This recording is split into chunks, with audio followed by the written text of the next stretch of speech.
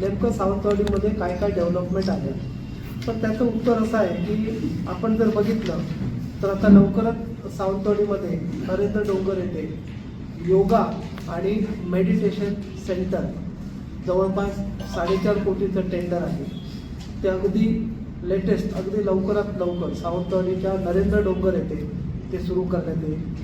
त्यानंतर एक साधारण 1,60,00,000चा एक दुसरा प्रोजेक्ट जो आपल्या मोती तलावाच्या जिथे आपण अस्मिता म्हणतो सावंतवाडीची, त्या ठिकाणी राजवाड्याच्या समोर खाऊ गर्दी असा एक प्रोजेक्ट आहे. त्याला आपण आता स्टँडिंगमध्ये संमती दिलेली आहे. त्यानंतर सावंतवाडीच्या वेगवेगळ्या प्रभागामध्ये वेगवेगळ्या ठिकाणी गटर म्हणा किंवा रस्ते म्हणा किंवा पाण्याच्या सोयीसुविधा म्हणा, याबाबत विस्तृतपणे आम्ही या स्टँडिंगमध्ये टोटल जर आपण बघितले तर आम्ही टोटल 64 या ठिकाणी अजेंड्यावर आज विषय ठेवलेले होते स्टँडिंगमध्ये. त्यामध्ये सगळ्यामध्ये प्रामाणिकपणे आम्ही व्यवस्थितपणे निर्णय घेऊन प्रत्येक ठिकाणी प्रत्येक प्रभागामध्ये कसा न्याय देता येईल त्याप्रमाणे आम्ही इथे प्रत्यक्षात कामकाज करण्याचा प्रयत्न केलेला आहे. आणि त्यामध्ये अत्यंत महत्त्वाचे काही जे इश्यूज आहेत ते मी आपल्याला सांगतो परत एकदा की जिमखाना मैदान आहे, तिथे ड्रेसिंग रूमचं काम होतं आहे किंवा ज्येष्ठ नागरिक सुविधा केंद्र आहे, तिथे बहुउद्देशीय सभागृह इमारतीचं काम होतं आहे.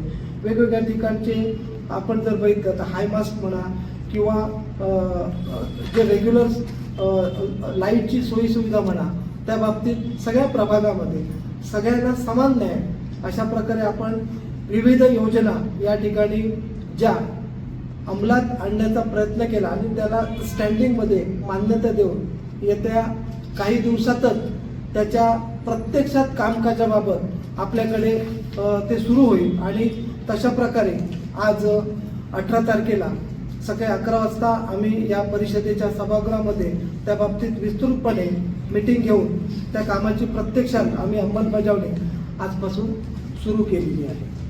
आणि यामध्ये सगळ्यात महत्त्वाचं मी आपल्याला सांगेन की आम्ही ज्यावेळी पहिली सर्वसाधारण सभा घेतली त्या सभेमध्ये आपल्या सगळ्यांना माहिती असेल अजेंडावर टोटल 48 विषय होते. आम्ही फक्त या ठिकाणी बसलोय सावंतवाडीचा सर्वांगीण विकास होणे या एकमेव उद्देशासाठीच बसलोय. आणि सर्वांगीण विकास होत असताना मी आपल्यासमोर एक अत्यंत महत्त्वाची आणि सावंतवाडीची अस्मिता असणारी भुयारी गटार योजना आपल्यासमोर आणण्याचा प्रयत्न केलेला आहे. त्याला काउन्सिलमध्ये पहिल्याच मीटिंगमध्ये आपण मान्यता घेतली आणि मला सांगायला अतिशय आनंद होतो की त्याबाबत अंडरग्राऊंड सेवरेज स्कीम म्हणून आपण यासाठी असं असतं की नगर परिषद स्वतः खर्च करून त्या ठिकाणी नगर परिषदेमार्फत तज्ज्ञ नेमला जातो. परंतु आम्ही या ठिकाणी एक वेगळा प्रयत्न केला. नगर परिषद तज्ज्ञ नेमणार, त्यासाठी नगर परिषद फंड अवेलेबल करणार, त्यासाठी आम्ही न थांबता आम्ही वेळोवेळी चव्हाण साहेबांचं मार्गदर्शन, वेळोवेळी पालकमंत्री साहेबांचं मार्गदर्शन घेऊन या ठिकाणी त्यांच्या माध्यमातून पर्सनली आम्ही तज्ज्ञ नेमले. आणि मी स्वतः सावंतवाडीत आमच्या बरोबरची सगळी एंटायर बॉडी जी निवडून आली आहे, ते सगळे सदस्य सन्मान्य, त्या लोकांनी अख्ख्या सावंतवाडीमध्ये पूर्ण सर्वे केला, ज्याला आपण कंटूर म्हणतो, ज्याला भौगोलिक परिस्थिती बघून कंटूर करून एक कोल्हापूरचे एक्सपर्ट घेऊन त्यांच्याकडनं आम्ही प्रॉपर या भुयारी गटार योजनेसंदर्भात संपूर्ण सिस्टीम सावंतवाडीची काय आहे त्याचा स्टडी केला.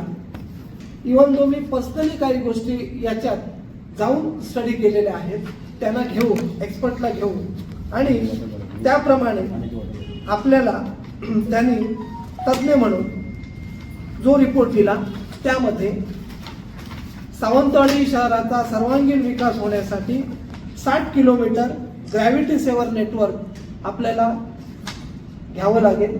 आणि हे त्याने इस्टिमेटेड कॉस्ट दिले आहे, त्याची अंदाजित कॉस्ट होते 90 कोटी रुपये. आता 90 कोटी रुपये ही कॉस्ट होत असताना सगळ्यात महत्त्वाचा विषय असा येतो की की तुमच्याकडे ती सिस्टीम राबवत असताना मास्टर प्लॅन काय आहे, मास्टर प्लॅनसाठी पूर्वी निधी उपलब्ध होता का? तर आपल्याला मी मागच्याच वेळी सांगितलं 2011 मध्ये भुयारी गटार योजना ही फाईल टोटली बंद होती.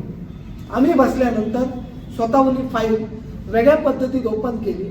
ती ओपन केल्यानंतर नुसतं काउन्सिलमध्ये ठराव घेऊन थांबलो नाही, तर त्याची प्रत्यक्षात अंमलबजावणी सुरू केली.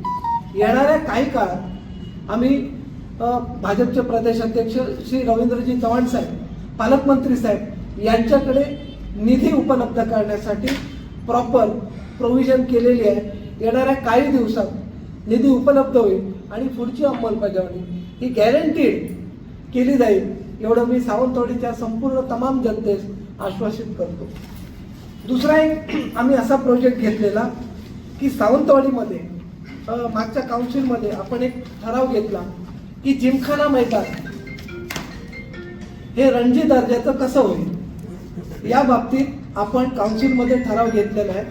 आता हा काउन्सिलचा ठराव घेऊन आम्ही केवळ न थांबता या ठिकाणी जिमखाना मैदान रणजी होण्याबरोबर त्याला साईडने गॅलरी कशी घेता येईल, त्याला ड्रेसिंग रूम कसं बनवता येईल, प्लेयर्सना राहण्याची सोय कशी करता येईल, त्यानंतर टर्फ विकेट जी आहे ती कशी करता येईल, त्यानंतर क्लब हाऊस त्या ठिकाणी कसं करता येईल आणि पार्किंगची व्यवस्था कशा पद्धतीची असेल आणि गॅलरी कशा पद्धतीची असेल, याच्या बाबतीत आम्ही पुन्हा एकदा वैयक्तिकरित्या तज्ज्ञ घेऊ.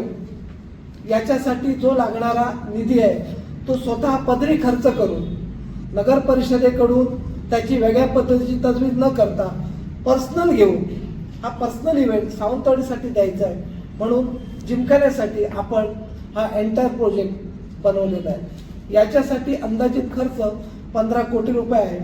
त्याच्यासाठी देखील आम्ही या महाराष्ट्राचे प्रदेशाध्यक्ष रवींद्रजी चव्हाण साहेब आणि पालकमंत्री साहेब यांच्याकडे प्रॉपर नियोजन केलेले आहे. येणाऱ्या काही दिवसात निधी उपलब्ध होईल आणि त्याची पुढची कारवाई सावंतवाडीच्या जनतेला झालेली असेल अशी मी या ठिकाणी आपल्याला ग्वाही देतो. ही सावंतवाडीची दुसरी अस्मिता आहे. या ठिकाणी रणजी सामने जर झाले तर आपण विचार करा की सावंतवाडीची जी नवीन मुलं आहेत किंवा जी अपकमिंग जे क्रिकेटर्स आहेत त्यांना जर आपण इथे अशा पद्धतीचं जर ग्राउंड उपलब्ध करून दिलं तर त्या उपलब्धीनुसार एखादा इंटरनॅशनल सुद्धा प्लेअर होऊ शकतो. आपल्याला माहिती आहे आता स्कोप ऑफ क्रिकेट IPL म्हणा किंवा 2020 म्हणा स्कोप वाढलेला आहे. त्यामुळे आम्ही तो स्कोप देण्याचा या ठिकाणी प्रयत्न करणार.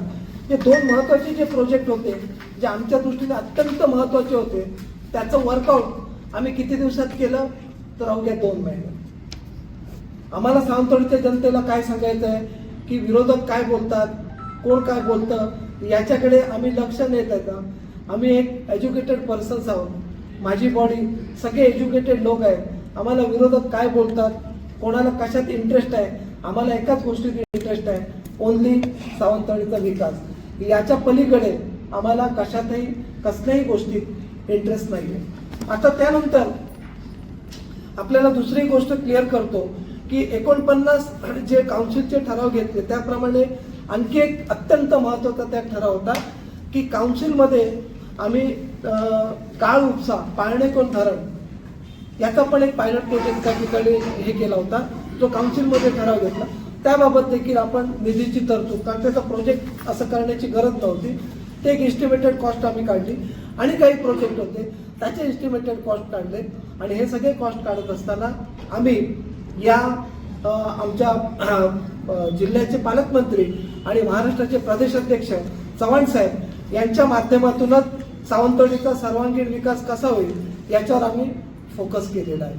आणि हे फोकस करत असताना जे किरकोळ विषय आहेत, जे छोटे छोटे 10 लाख 12 लाख 15 लाख ते सगळे विषय आज आम्ही स्टँडिंगमध्ये टोटल 65 टॉपिक्स घेतले होते. 65 या ठिकाणी विकासात्मक कामं, धोरणात्मक कामं आम्ही जनतेसमोर ठेवलेली आहेत आणि ही कामं करत असताना प्रत्येक गोष्ट ही ट्रान्सपरंट असणार.